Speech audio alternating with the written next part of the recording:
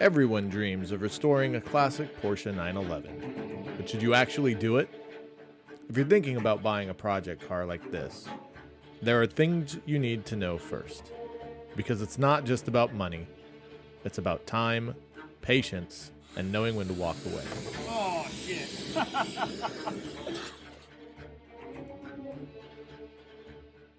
We bought this Porsche as a project. We tore it all the way down and we're about to start building it back up again. It's been an amazing experience, but also a challenging one. So should you take on the challenge of a Porsche 911 project? Let's talk about it. Everyone loves the idea of restoring a classic 911. You picture yourself cruising down the road in a vintage air-cooled legend. But the reality is, it looks more like this. Well, I've seen the gone and got ahead of myself here, so. We didn't know what we were doing, so we just had to figure it out. Take off your glasses, man. How's it look? If you're prepared for a lot of hard work, you're going to love this project. There's 5 things you must know before buying a 911. And number 1, you guessed it, rust. Rust will make or break your project. If you don't know where to look, you could be in for a nightmare. Repairing this cost us a little bit more money than we were anticipating. While it was far more mild than it could have been, the level of rust that we had in the vehicle meant that we had to detour from our original plan of just cleaning it up and putting it back on the road. We went out to DG Vintage Coachworks, and they did their magic. So the most dramatic change to the car so far that we haven't told you about is the work that DG Vintage Coachworks did. They completely repainted and resealed the interior, the underside of the car, as well as the engine bay. So when we get this thing back together, not only is it going to look great, but it's also going to be nice and sealed up for the next owner. Time to talk parts. Yo, I got a box of axles and a sway bar. Woo! They're always expensive and sometimes hard to find. This is our spreadsheet of parts that we're going through that we know we need to buy. It's proprietary. Yeah. You're going to have to blur that out. We just placed our last order from Sierra Madre and Pelican parts, and they're starting to trickle in, but here we go. And once you've got all those parts, well, you've got to manage them. We've got a couple of shelves dedicated to just that. It takes a lot of space to store a 911 when it's deconstructed like this, so be prepared. One of the constant decisions that we came up against was whether to restore a part or replace it. This is the steering wheel as an example of a part that we decided we would replace. Yeah? I hope we made the right decision. I think we did. That is an OEM looking Oh, that's the bottom. There's the top. steering wheel. These 2 pieces are from the existing original rear parcel deck. This was sort of cracked and out of sorts, so we bought new tempered hardboard and are going to make a new one. And at other times, like in the case of this rear parcel shelf, we thought it was better to take the time to go ahead and restore it and then work with our partners at LeatherTech to make it brand new again.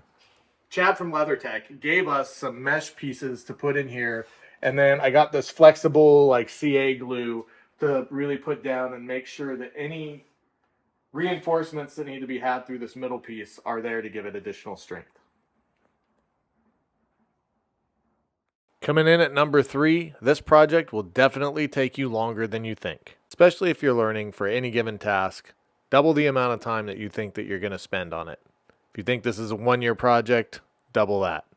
If you want to be right, you might want to triple it.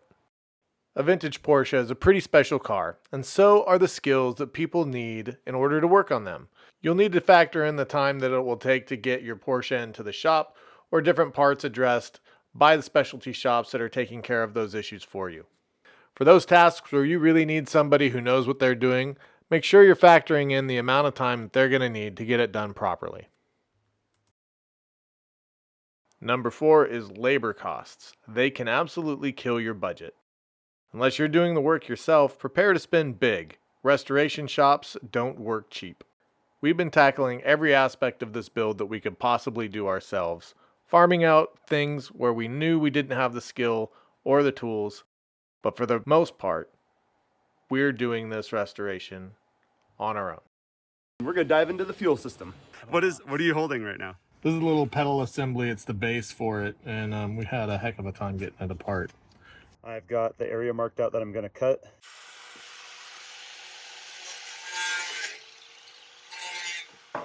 You might surprise yourself with how much you can actually do yourself. For instance, Adam and I here are tackling the wiring harness for the front part of the trunk. We downloaded a wiring diagram and tested everything for continuity. So we've done a lot where we've tackled this front wiring harness. Now I'm working on the rest of the wiring that is still in the car.